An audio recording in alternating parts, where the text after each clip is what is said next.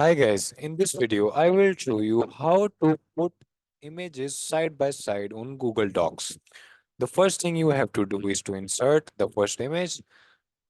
For doing that, you have to go to this upper menu and click on this insert option. Click on it and then go to image and click on upload from computer.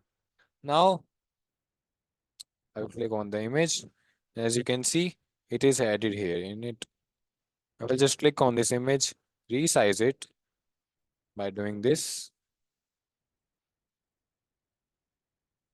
And for adding another image, I will just click on this insert button again. Click on this insert button, go to image, upload from computer, and then select another image. Now, again, select the image, resize it,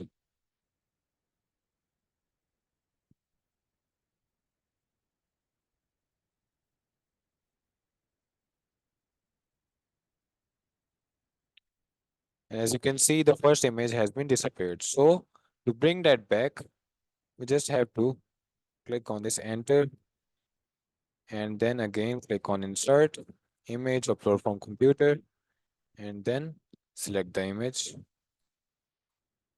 And as you can see, our image has been appeared on the second page. Now select the image and click on behind text option under the image and then just resize the image and